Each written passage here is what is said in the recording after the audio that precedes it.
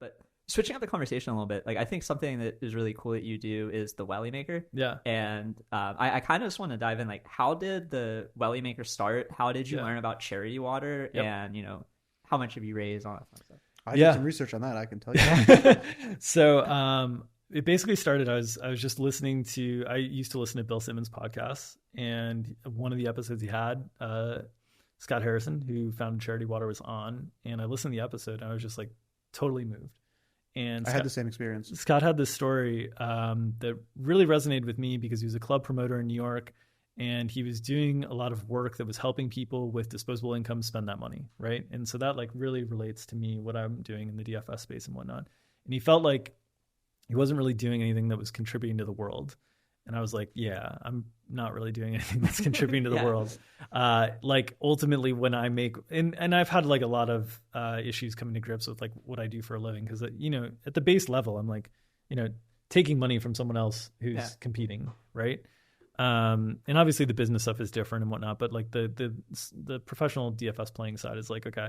And like, am I doing that from people who have problems with gambling and different, like there's a lot of like stuff that just like I had to kind of deal with. And so I was like, okay, I don't feel like I'm really making a positive impact on the world with the stuff that I'm doing. And I was like, okay, I want to try to raise money. And at the time he was talking about like a water project is $10,000. And I was like, okay, I'm going to try to raise $10,000 with the ultimate goal of like, you know, if the community isn't into it, whatever, like I'll fund a water project and we'll move on. And so I started this campaign 6 years ago now. And my goal was to raise $10,000, and the community like responded immediately. I raised $10,000 in a day. And I was like, okay, like I guess there's more willingness to give than I expected in this community. And so it kind of started from there. And I think in the first Welly-Maker campaign, I think we raised like $40,000, something like that. And in each year, you know, I had more and more success with DFS. And I just really realized like how lucky I was to be born into a country, into a family that had means.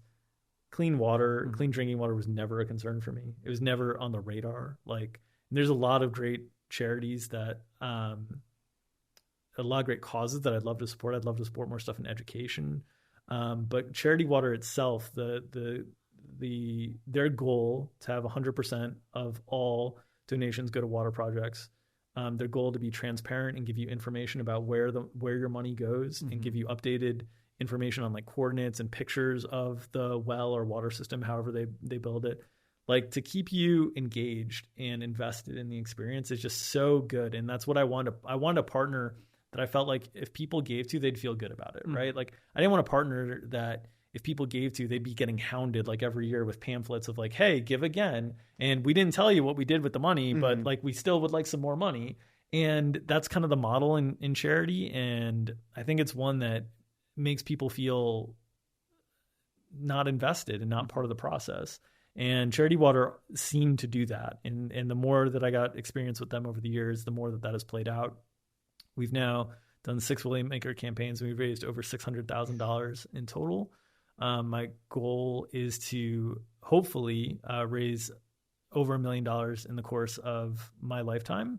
And the whole idea was, for me, it was like, okay, like I made, you know, $1 million in this one DFS tournament, and like that one day changed my life. You know, how can I give back the equivalent of that in whatever way, shape, or form? So each and every year, and I have a silent partner who's extremely generous in matching donations as well. But the two of us commit to matching the first $40,000 in donations, and sometimes more depending on how the DFS year goes and whatnot. But it's been great, and it's been amazing to see the community. And there's so many times over the last years where there's been a pandemic, there's been natural disasters. I remember the hurricanes that hit Houston really hard were during a time that I was raising money during September.